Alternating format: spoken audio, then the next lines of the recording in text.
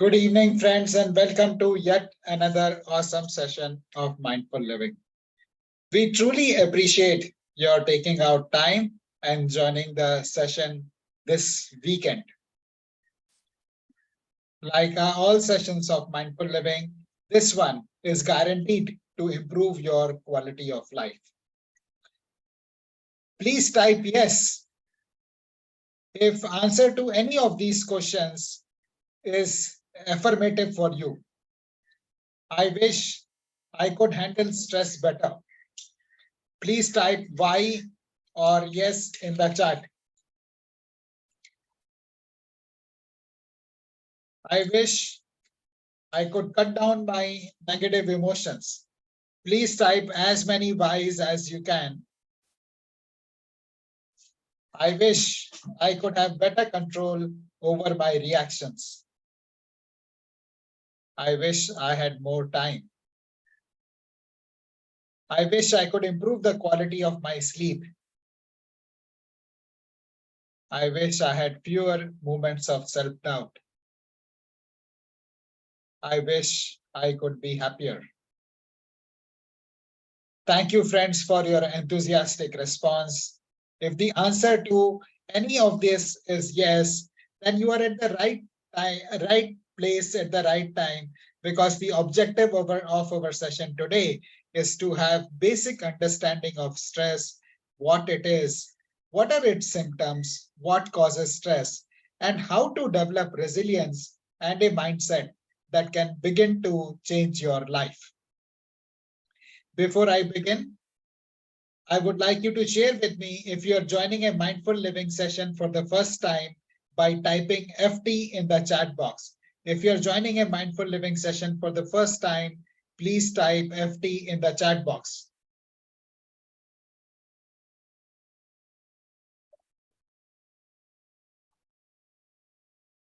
Please type FT for first time in the chat box if you're joining a mindful living session for the first time.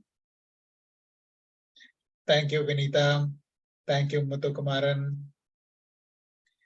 Friends, as some of you are joining us for the first time, let me take a minute to introduce myself. My name is Ashish Kumar, and I'm the founder of Mindful Living. We started this community in 2020, in April 2020, when the first lockdown happened. Few of my friends reached out to me and requested me to conduct a mindfulness session for them, as I'm a certified mindfulness trainer. So over a weekend, I conducted a session on mindfulness for my friends. One thing led to other. They liked it. One thing led to the other. And over a period of time, we have grown to be a vibrant community of over 3,000 people who connects regularly to practice aspects of mindfulness on how to live mindfully, how to live consciously. In case you would like to be a part of this exclusive community, please click on the link that we are sharing in the chat and join us. You can join this community only if someone invites you, and we would cordially like to invite you to join this community. This is a very safe space for you to learn and practice mindfulness. People don't judge each other. There are no political or religious posts and no good morning or good night posts. So please feel free to join the community and benefit from the sessions that we organize every weekend. Before we get started with the session today, which is how to become stress-free and smile, I would urge you to remain very actively engaged during the session by using the reactions button in the toolbar. You may clap, show thumbs up, love, and also if you could keep your camera on, that will be very nice as it facilitates the interaction. Though there is no fees, there is no money to be paid for the session, I would appreciate you to share with me end of the session one item, one thing that you have learned from the session today, which you will apply on in your life. That will be the payback for this session. So if you agree with sharing with us at the end of the session, one learning, one takeaway that you will apply in your life, please type GN, Golden Nugget, in the chat box. Please type Golden Nugget in the chat box if you commit to sharing with us one thing Thank you. Thank you. Thank you, Nilofer. Thank you, Hassan Ali. Thank you, Ravindra. It would be great if everybody could type Golden Nugget GN in the chat box. It's because it's only when we apply what we have learned in the session today, then our life gets transformed. Knowledge is, people say knowledge is power, but actually it is application of knowledge which is power. So those of you who have not yet shared the golden nugget, please type golden nugget in the chat box and share with us at the end of the session one learning that you will apply and take your life to the next level. What we are going to share in the practice in the session today are very simple but very powerful strategies which are simple but not easy to implement. So it requires a lot of dedication and effort, but once you practice, your life will completely go to the next level. On that note, we will get started with our session on what is stress. Stress is body's reaction to harmful situations, whether they are real or perceived.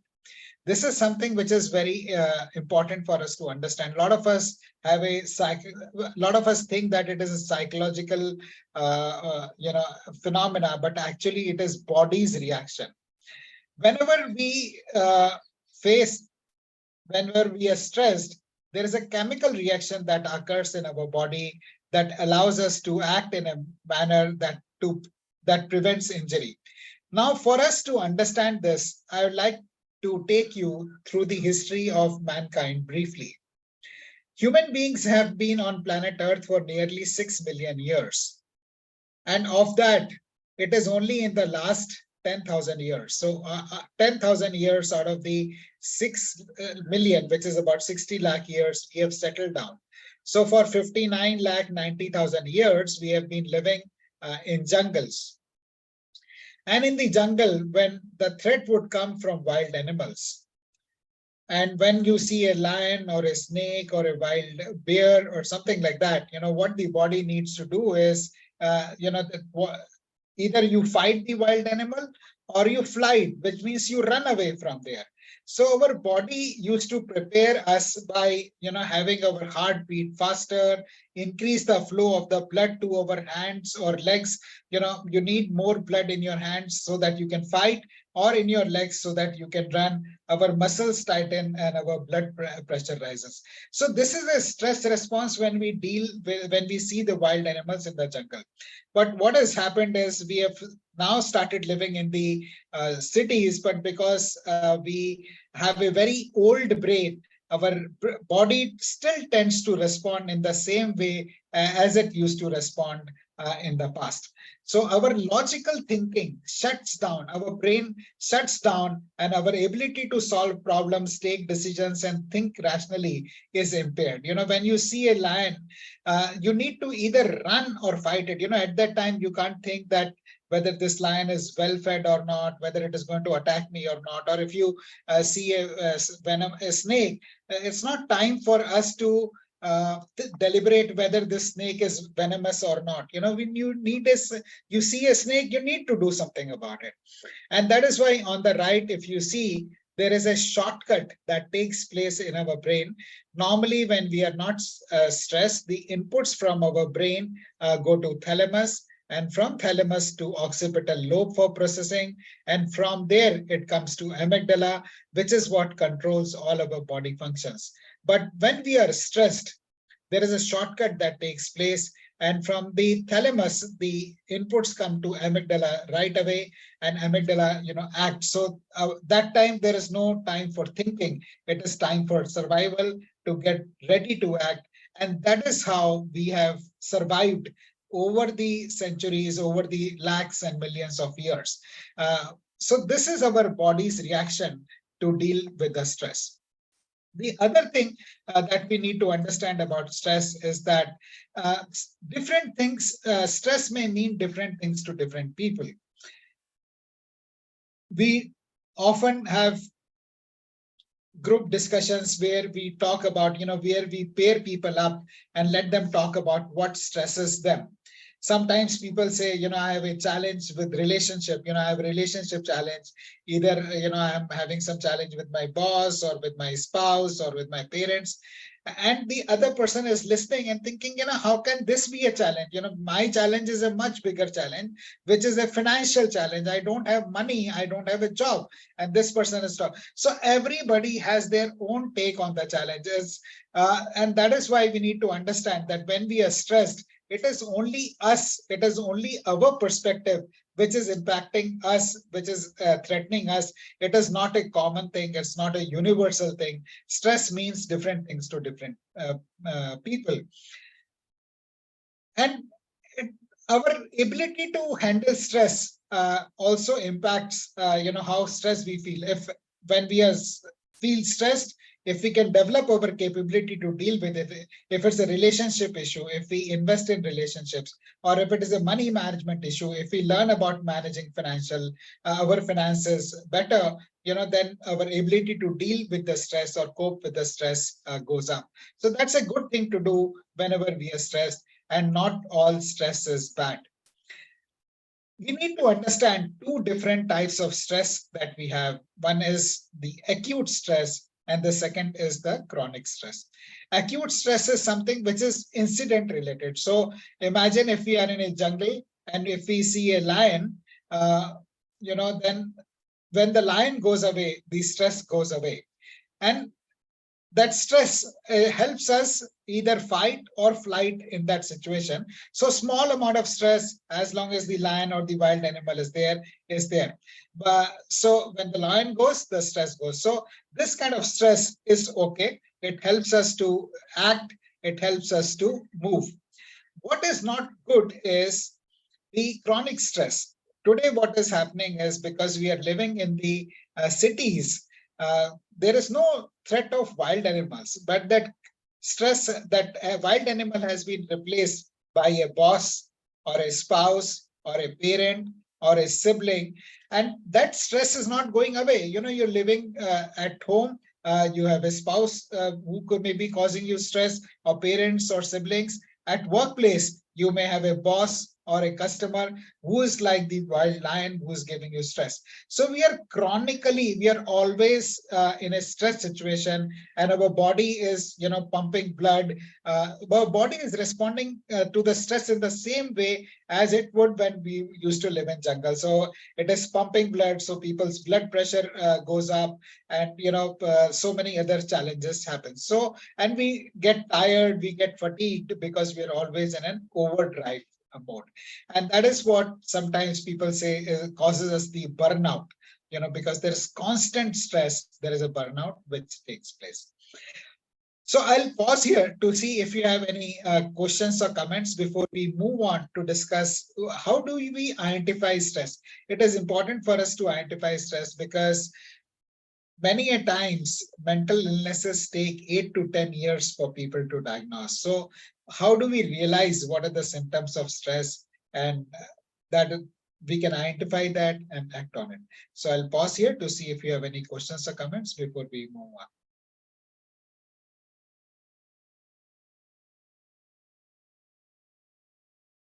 on. Okay, we will move on, and we'll happy to hear from you when you have any questions. So there are three different ways in which we can identify stress. Thank you, Nilofer. Thank you, Mukesh. One is the physical symptoms of stress, and this can happen, stress can happen to the best of the people.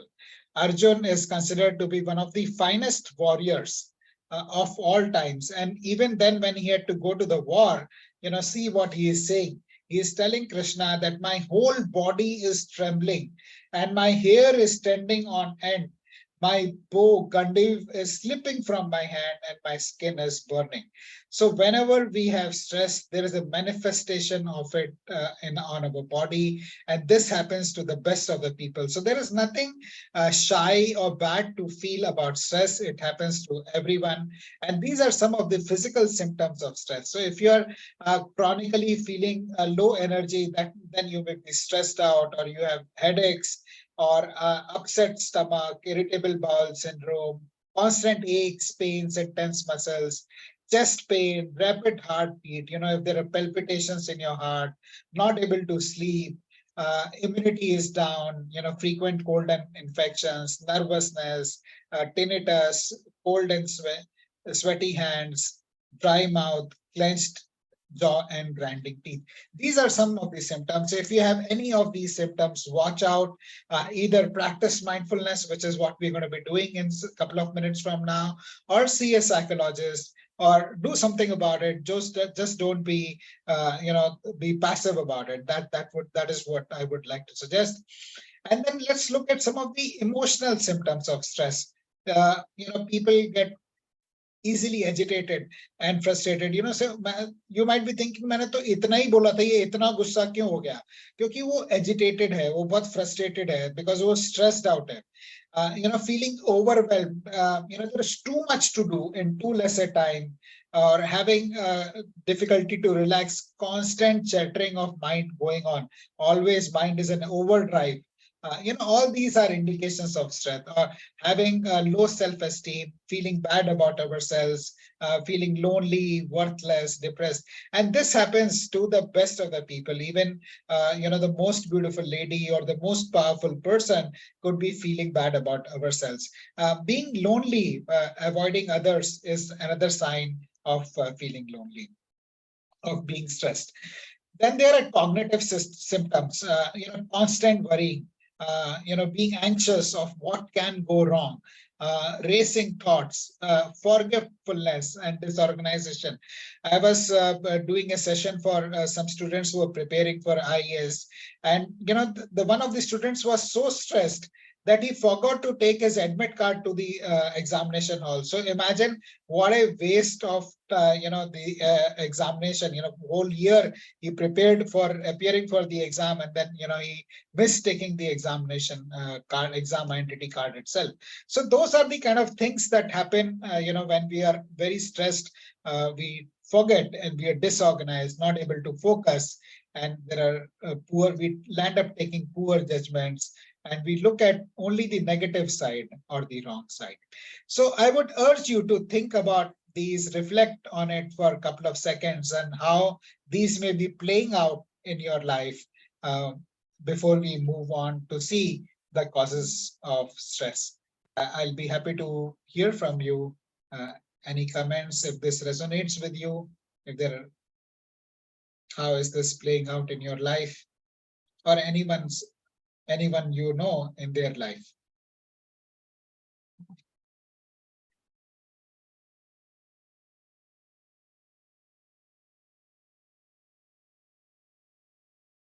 Right.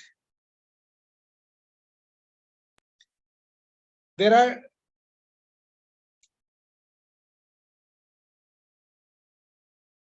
Thank you, Hassan, for sharing that.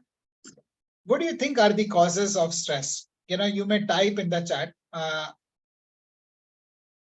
What do you think are the causes of stress?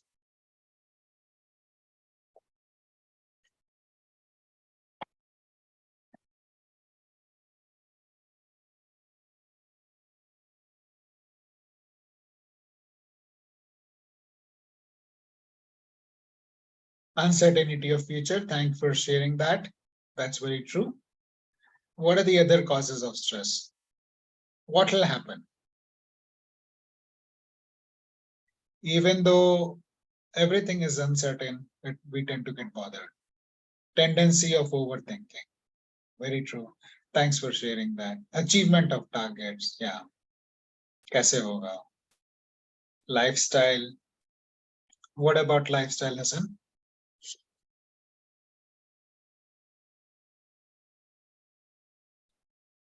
Friends, please share what causes stress.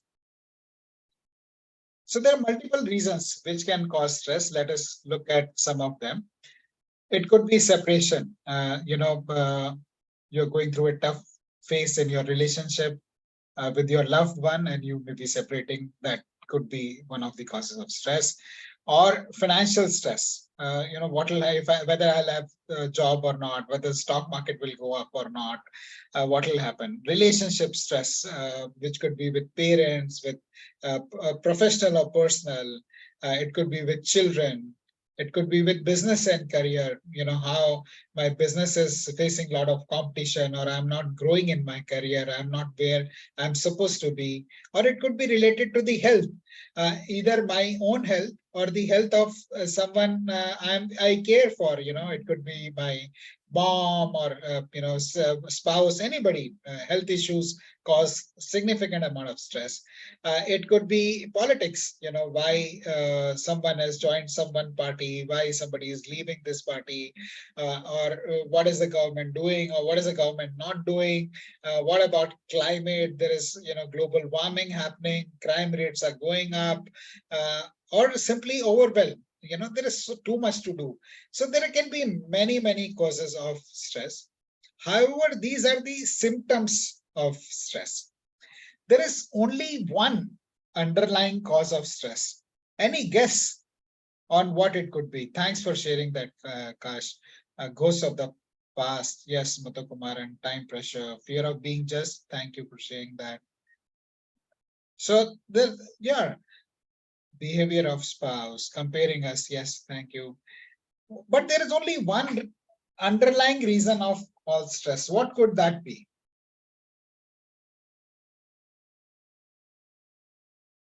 Overthinking. Okay, inability to cope. Thank you.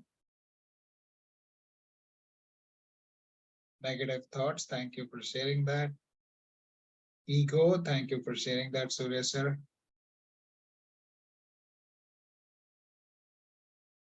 Reaction to the situation when I don't have resilience. Thank you. Thank you. Okay. Not sharing with others, Bhavna, that's very beautiful. We can't handle it properly. Yeah, we don't know. Nobody teaches us how these things. So we don't know how to handle stress. You're all right. However, there is one reason, which is the underlying cause of all stress. And that reason is that the world is not behaving as per my liking. The people are not behaving as I would like them to do. Universe is not behaving as I would like it to do. When things happen our way, we become happy. When things don't go our way, when people don't behave as we would like them to behave, we become unhappy. So our entire life becomes a quest to control the outcomes. And in the process, we give our control our switch in somebody's hand. Somebody else behaves well, we are happy. So the control, I'm not able to control myself, the other person is controlling me. Or if the other person is not behaving well, then I am sad. So I don't have control over my feelings, the other person has control. So we are always trying to be controlling the outcomes, and we forget to control ourselves, which is the only thing we have control over. So what we need to do is focus on what is it that I can do in any given situation, rather than focus on what is the outcome. Focus on the process, focus on the inputs. And would you like to hear a beautiful story about this? If you would like to hear a beautiful story, very touching story, very nice story, then type S in the chat. Thank you, Mukesh. Yeah, thank you for sharing that, Manojji. Thank you, thank you. So this is a very beautiful story which I heard from my teacher, Nitya Shanti. And this is the story of a pregnant deer who is full term and wants to deliver a baby, needs to deliver a baby. Those of you who have heard this story, please bear with me and don't share the outcome. And those who are listening it to the first time, I'll ask you a question at the end of the story, which is not to test your knowledge, but just your understanding. And the situation is that there is a forest in front of the deer where there is a raging fire. And there is a river which is flowing behind the deer. On the right side, there is a hunter standing with bow and arrow. And on the left side, there is a lion, hungry lion. So I'll repeat the situation.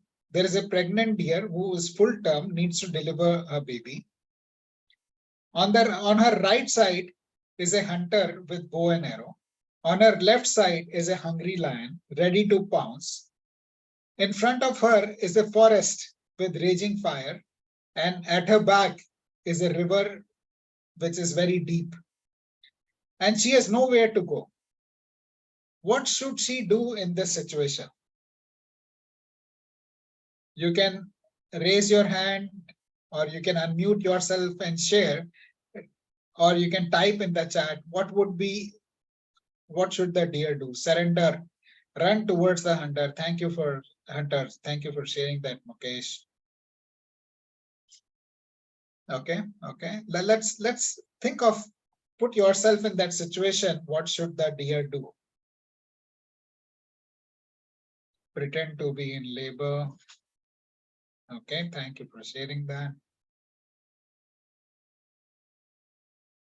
Sit still. Okay, Mukesh. Run to save life. Where will it run, Manoj ji?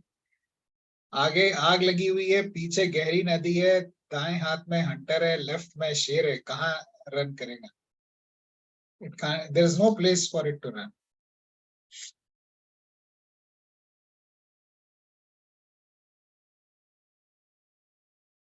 Anyone else? Know that it will all work out. That's beautiful. Anything else? What should the deer do in this situation? Wait and watch what will be the universal order. Okay, thank you, Jayashree. Let me share with you what does the deer do in this situation. Okay, or let's look at this. Let's think of this in terms. Let me give you a clue. There is only one thing that is in the control of the deer. And what is that?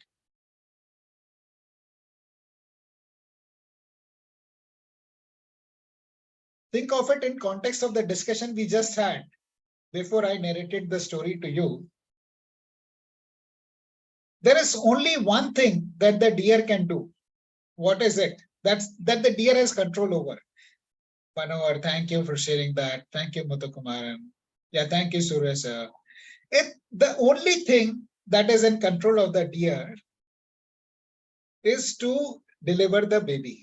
It can't fight with the hunter, it can't fight with the deer, it can't, douse the forest fire, nor can it swim in the deep river. Only thing it can do is to deliver the baby. So this deer takes the decision to deliver the baby.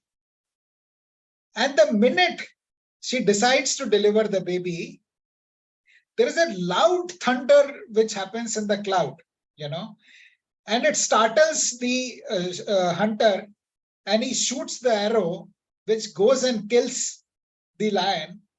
There is a rain which takes place, which douses the fire, and everything becomes okay.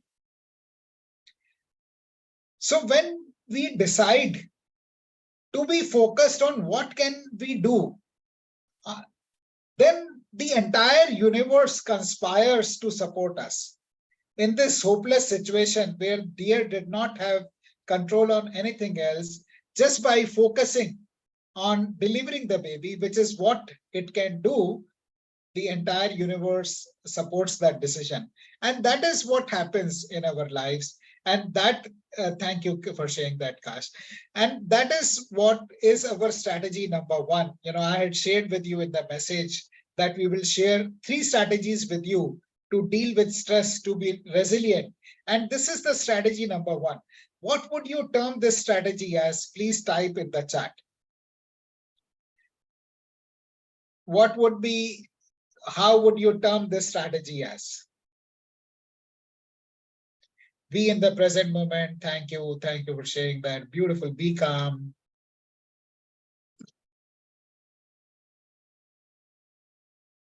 Be in the present moment. Take control of what you can do and then act on it. So the strategy number one is to always be focused on controlling the controllable, irrespective of how tough the situation may be, irrespective of how hopeless the situation may be.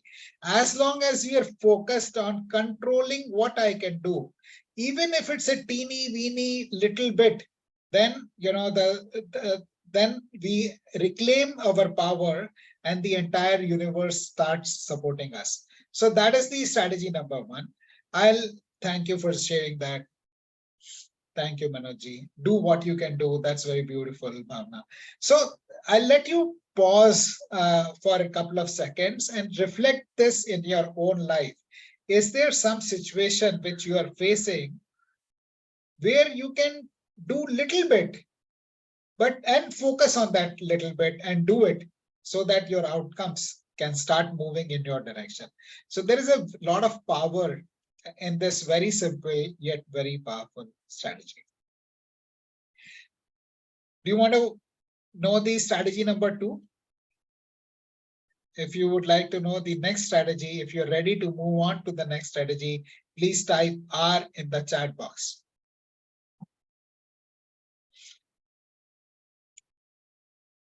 Thank you, Nilofar. Thank you, Jayashree. Thank you, Mukesh. So now we will look at the next strategy, which is being mindful. So a lot of you talked about being calm, being in the present moment, and how we can be calm is by being mindful. So mindfulness is a very simple yet very powerful practice. What this means is to be aware of our thoughts and emotions on a moment to moment basis in a non-judgmental fashion. A lot of times you may have heard people say, why are you doing this mindlessly? Bina soche samjhe kyo kaam kar rahe ho? So mindfully, what mindfulness means is acting out of consciousness, acting out of awareness, being aware of our thoughts and emotions. That's what mindfulness is. And we will do a small 5 to 10 minutes practice which will help us focus our thoughts on our breath. And it will help. That's the starting space. We will normally, what happens is when we do this practice, our mind tends to wander, our thoughts tends to wander. So we need to be aware of that and bring it back to focus on our breath. So that's a small mindfulness practice that we will do. And before that, I would like you to do a stress check and share. You don't need to share with me what that number is, but please make a note of this number. Are you 0, which means there is no stress, or are you at 10, which is highly stressed, or somewhere in between on the scale? So whatever that number is, you don't need to share that number, but make a note of that number somewhere, and then we will have our mindfulness practice. So I'll now invite you to practice mindfulness with me. Please sit straight with your back and neck in a straight line. Hands on your lap, palms facing upwards.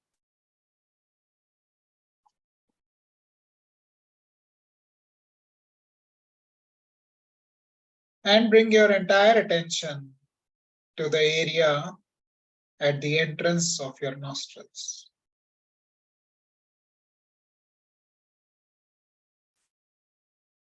And focus on every breath that is coming in and going out.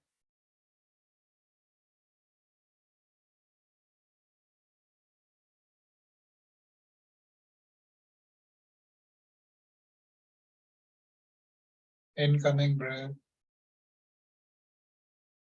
outgoing breath, incoming breath, outgoing breath.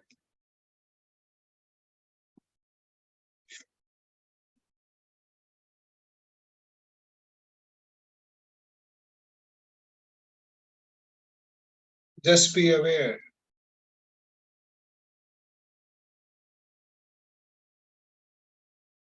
We're not trying to regulate our breath. We just accept the breath as it is.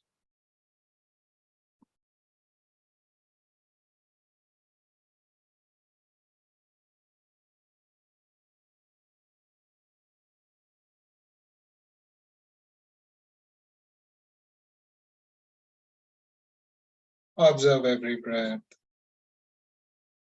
that is coming in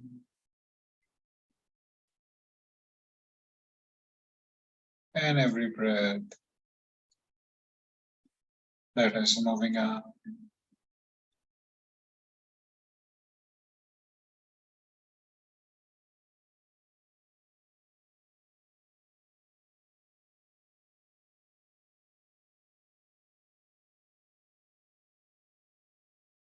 Just be aware. It may be coming in from the left nostril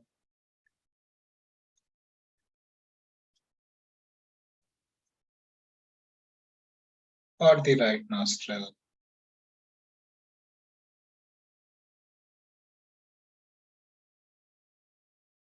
or both the nostrils.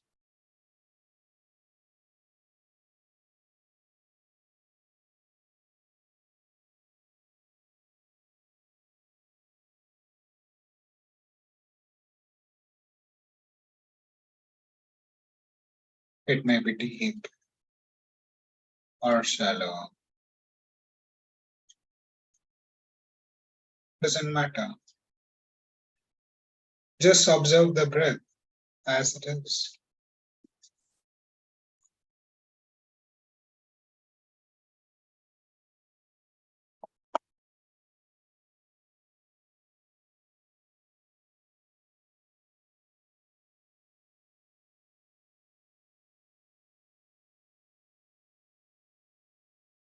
It is natural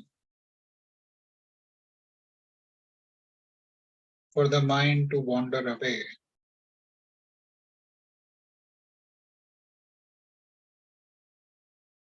Wandering of the mind is not a mistake. It is its nature. Every time you find that your mind has wandered away, gently bring it back to focus on the breath again without feeling frustrated. Gently, calmly bring it back to focus on every incoming breath, every outgoing breath.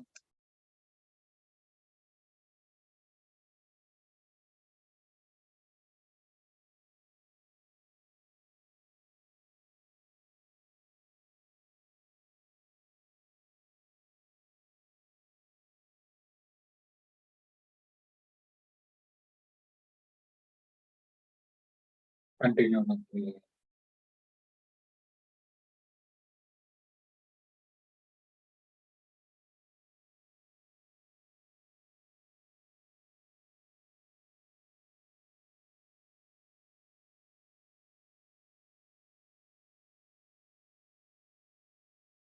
like a watchman observes every person coming in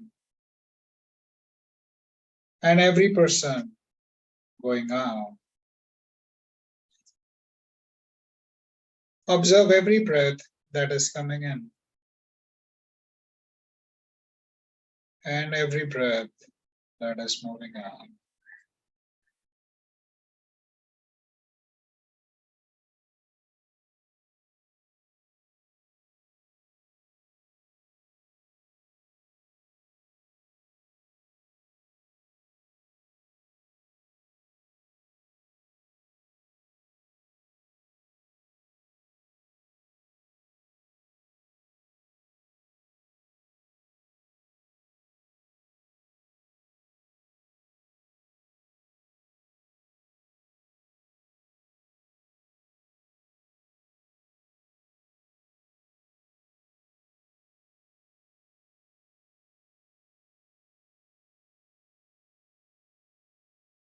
Focusing our attention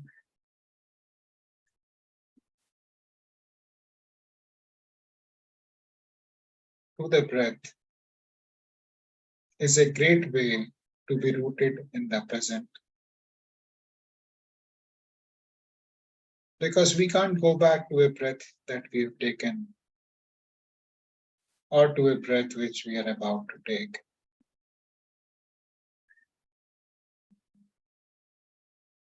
Our mind tends to oscillate from past to future.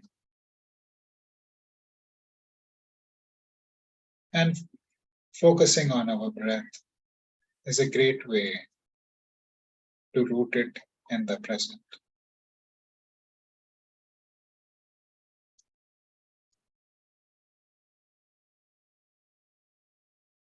Continue to breathe.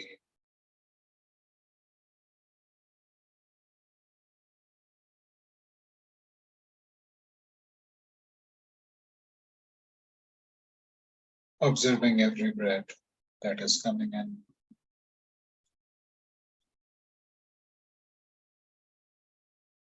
And moving out.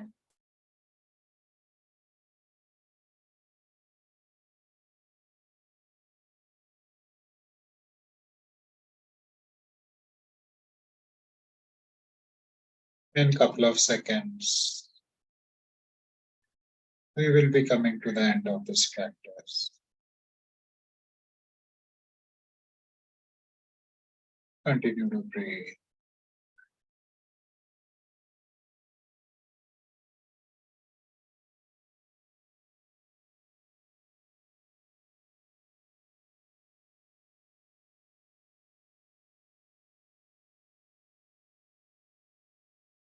Before we come to the end of the practice, consider setting an intention that this practice of being mindful may help you and everyone you come in contact with.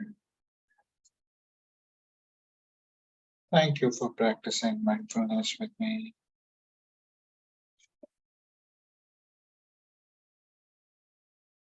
You may choose to keep your eyes closed for a couple of seconds more and stay with the feeling.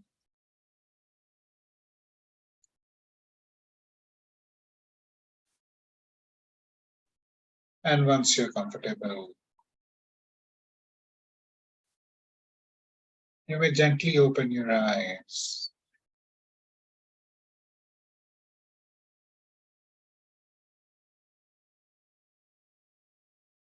And share with us how your experience of practicing mindfulness was. You may unmute yourself and speak, or you may type in the chat.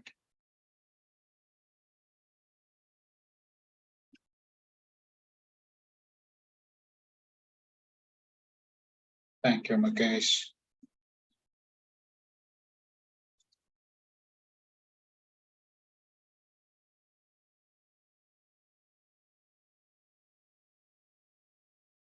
What I will also request you to, thank you, Jayashree. Thank you, Vinita. What I will also request you to do is look at this stress check and see where you are in the scale now and share with us only the reduction. I don't need to know what was the original score and what is the score now. But say if you were 9 earlier and 6 now, that's a reduction of 3. So what has been the reduction? If you were 8 earlier and you are 4 now, that's a reduction of 4. So what was the reduction you have in your stress check score? Thank you, Mukesh. Reduction of 2. Thank you, Narenji. So reduction of 2 is 20% reduction in stress. Reduction of 3 is 30% reduction in stress. Reduction of 7 is 70% reduction in stress. So imagine if with this 8 to 10 minutes practice of mindfulness, if your kind of stress can reduce from 20% to 70%, how powerful this practice is. Thank you for sharing that, Narenji. Jayashree says reduced by 4, which is 40% reduction. Narenji says 30% reduction. So this, you see how powerful this practice is, and we'll be sharing the recording of this with you all. So you can refer to this recording and practice it anytime and reduce your stress levels, which lead to better immunity. There are so many people in my friend circle and family who are having viral conjunctivitis, dengue, so many things going around us.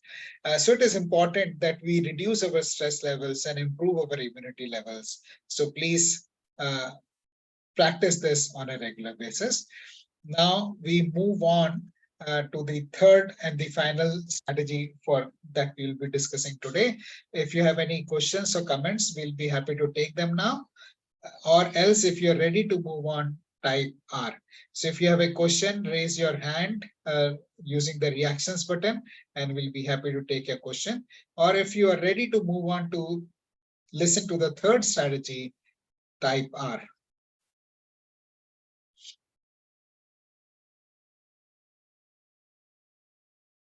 Thank you, Hassan. Thank you, Surya sir. Thank you, Jayashree. So we'll move on, and then we will have a discussion on the at the end. So the third strategy is a very interesting one, which is good thing, bad thing, who knows? It's a story of a poor but wise farmer who used to live in Central Europe, in a village somewhere in Central Europe. And in that village, they used to use horses for plowing their land. And this farmer was so poor that he did not have a horse. So he used to struggle financially. No, he was not able to do agriculture. And then somehow he managed to borrow some money and buy a horse. So his neighbors became very happy, and they come and congratulated him. They said, congratulations, now you have a horse. Now you can till your land, you can plow your land, and you will grow wealthier, you'll become richer. So congratulations. And the wise old man, the farmer said, good thing, bad thing, who knows? And what happens is that this village was at the border of a forest. And a couple of days later, he finds that his horse has run away into the forest. So the neighbors of the farmer come and say that, oh, you were such a poor man, you had taken a loan to borrow and buy the horse. Now your horse has run away. It's such a bad thing that has happened. And the farmer says, good thing, bad thing, who knows? And then soon enough, interestingly, what happens is this horse which had run away into the forest makes friends with other horses and returns back to the farmer's house with 11 of his new friends. So now the farmer has got 12 horses. So his neighbors are very happy that this poor man has now got 12 horses. He'll be able to do a lot of work and he'll become rich. So he comes and they all come and wish this farmer congratulations. They say good thing has happened. You have got 12 horses now. And guess what did the farmer say? You can type in the chat. The farmer says good thing or bad thing, who knows? And sure enough, these horses were wild horses, and the farmer's son was riding them to tame them. And what happens is he falls off one of the horses and breaks his leg. And the neighbors of the farmer come and they say that, it's such a bad thing that has happened. Your young son has broken a leg, and who is going to marry him now? It's such a bad thing that has happened. And the farmer once again says, good thing or bad thing, who knows?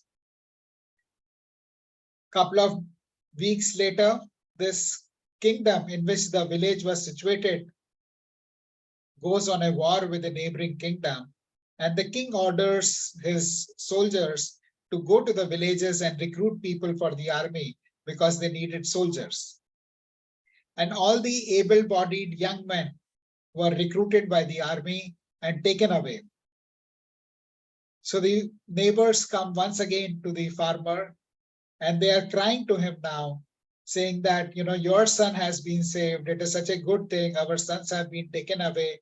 We don't know whether they will live or not. We don't know whether we will live or not to see them again. It's such a good thing that has happened to you.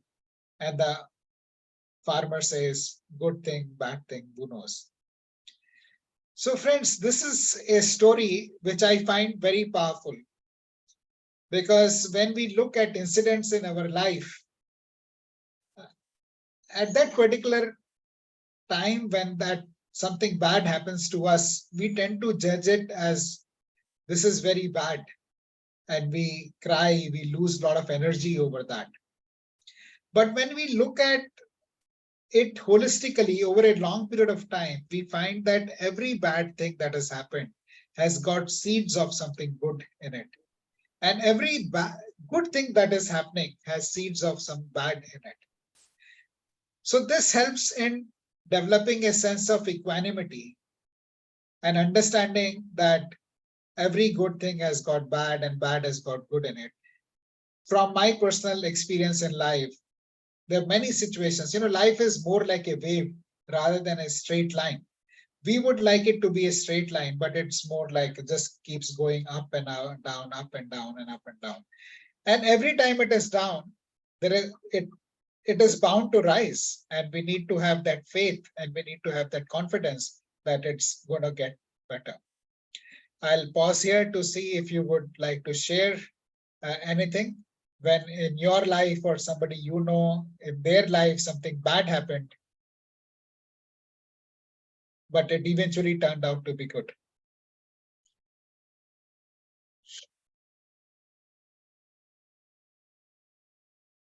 Or else, if you're ready for the next one and the final story for the day, please type R in the chat box.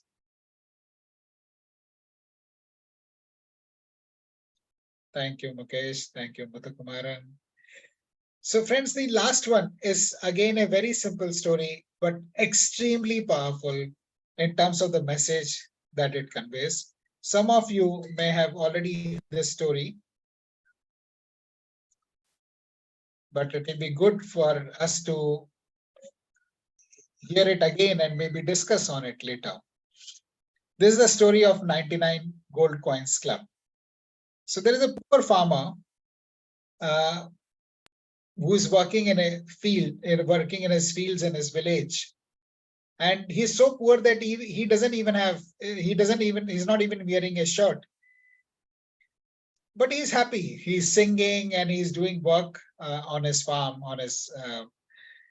and there is a king who passes by. And the king has got all the wealth, he has got all the luxury, but he's not so happy. And he sees this poor farmer working happily on the field and singing songs. And he's perplexed. So he asks his minister who is traveling along with him, how come this poor guy who doesn't even have a shirt on his back is so happy? And I have got all these robes and I have got all these riches, still I feel miserable. The minister was a wise man and he says, King, he is happy because he is not a member of the 99 Gold Coins Club. King was perplexed by the answer of his minister and he asks him, what is this 99 Gold Coin Club? So minister says, King, you please have 99 gold coins issued to me from the treasury and I'll share with you what this 99 Gold Coin Club is. So king agrees and he gets the minister 99 gold coins issued. Minister takes the 99 gold coins and then he takes them to the house of the poor farmer and puts them outside his door in the middle of the night. When the farmer gets up in the morning, it was still dark, but his leg touches against something, his sack kind of thing, lying at his door. So he was surprised. He picks it up and then waits for the sun to break. And then he sees that there are gold coins in it. Initially, he is overjoyed and he starts counting them. 1, 10, 20, 40, 50, 70, 80, 90, 95, 96, 97, 98, 99. And then there are no more.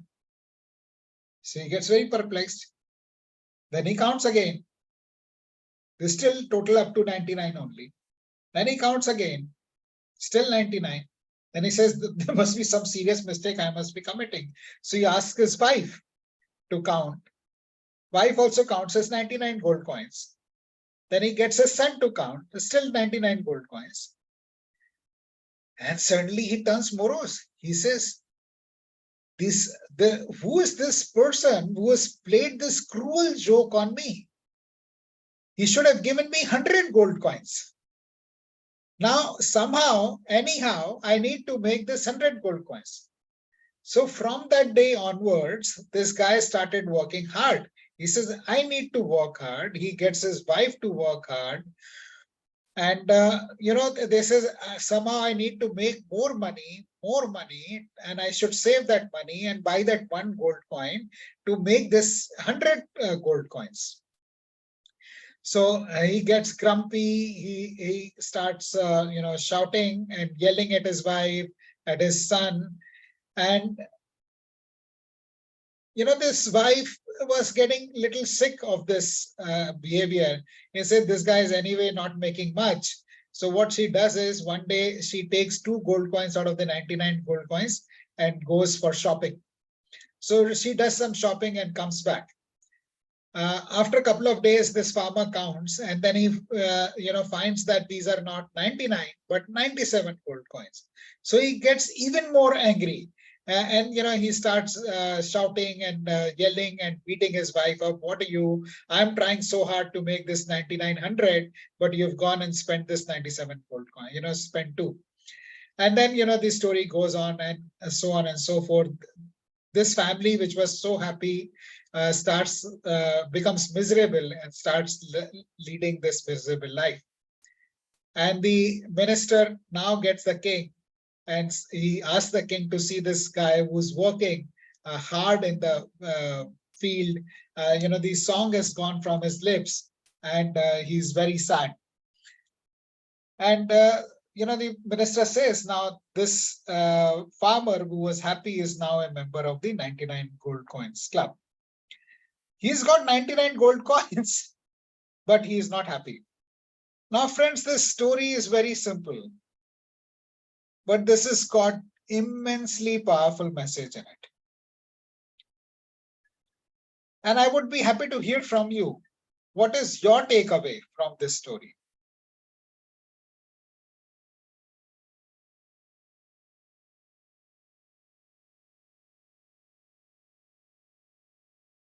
You may raise your hand, unmute yourself and speak, or type in the chat. Yeah, satisfaction, gratitude for what you have. Thank you for sharing that, Hassan and Nilofer. We focus on what we have, Vinita. That's so powerful. This guy had 99 gold coins. Before that, he didn't even have 1. And now he's got 99, but still he's more miserable because he's focused on what he doesn't have. Now think of it in terms of our own lives. There is something that is missing. There is one thing which is missing. It could be career, it could be a spouse, it could be a parent's behavior, siblings behavior, boss behavior, customer.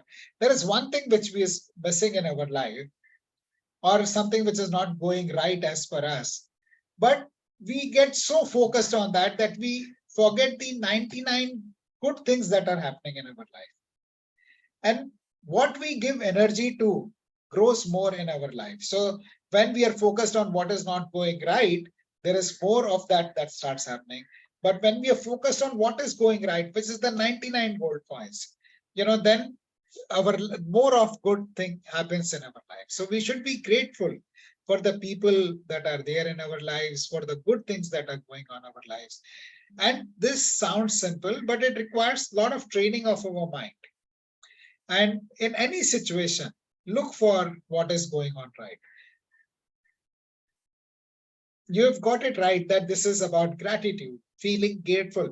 When there is lack of money in our life, we are constantly complaining that money is not there, things are expensive.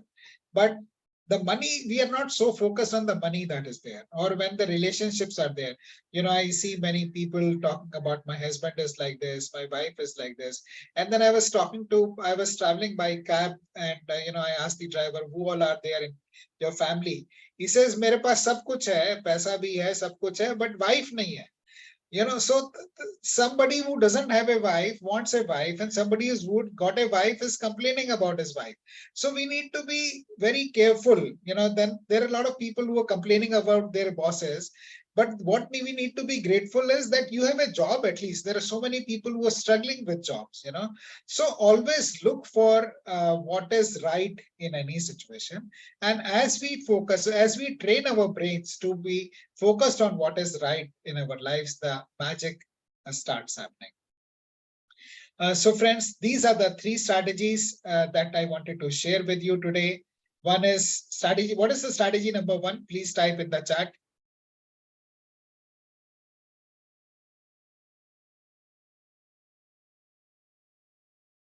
Take control. Thank you for sharing that, Nilofer. Control the controllable. Thank you for sharing that, Mukesh. So strategy number 1 for beating stress and becoming resilient is to focus on what is it that we can do. What was strategy number 2? Mindfulness. Thank you for sharing that, Nilofer, which is aware of our thoughts and situations. And once we are aware, we can change them from negative to positive. We take charge, we become aware, and then we can take charge. Practice mindfulness. Thank you. And the third one is being grateful for what is going on right in our lives. And when we train our brain to be grateful, then we can be happy in any situation. We are focused on what is going on good. So on that note, I would like to bring the session to a close. We have a small feedback form for you. Please fill out the feedback form for us. It will take you about 30 seconds to fill out the feedback form. And once you have filled out the feedback form, please type FD in the chat box so that we know that you have filled out the form. Thank you, Muthukumaran, for sharing the 3 strategies. Controlling the controllable, being mindful, and being grateful. Thank you, Vinita. And we'll be, once you've filled out the feedback form, we'll be happy to hear from you any comments or questions that you may have.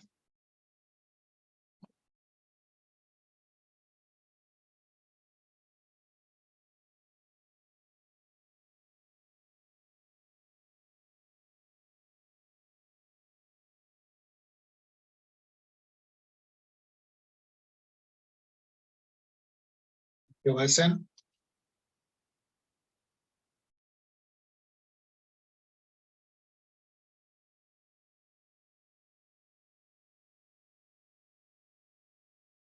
Thank you, Mukesh.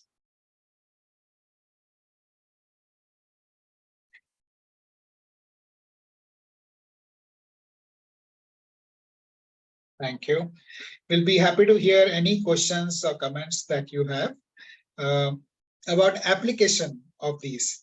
And also one thing that you're going to apply in your life, that was the golden nugget that I would like you to share with us.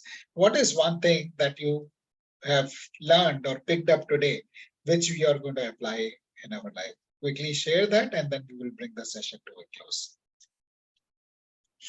You can take control. Thank you for sharing that, Dr. Nilofer. Focus is very important. Gratitude for everything, good and bad. Yeah. When you start being grateful, then you realize that even the bad has good in it. Thank you for sharing that. Be in the present moment. Thank you for sharing, Hassan.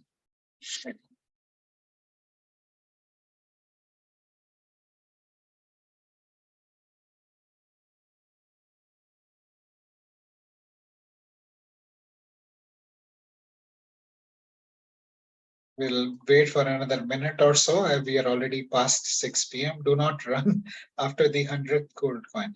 That's very powerful, Mukesh, because there will always be something which is not right in our life. That is why it is 99 gold coins. 100th will be missing. So the point is we focus on the 99 that we have got. Get the best from the worst. Thank you for sharing that, Narenji. Srilata, thank you. Focus on what we have. Very nice. Very nice. Finding good. Yes, yes, Mr. Kumara. Very nice. Uh, these are very powerful takeaways that you have. Please keep reminding yourself of this whenever you face any situation. Keep practicing mindfulness. We'll be sharing the recording of this session with you. Please also share the recording with your friends so that they can also benefit from it. If there are no more questions, we will bring the session to a close. Thank you very much for joining the session today. Have a wonderful weekend and a great week ahead. Thank you. You can unmute yourself and make some noise on the way out. Thank you, Dr. Nilofer. Excellent, excellent, sir. Thank you, Hassan Ali. Thank you, Mukeshi. Thank you, sir. Thank you, Jayshree.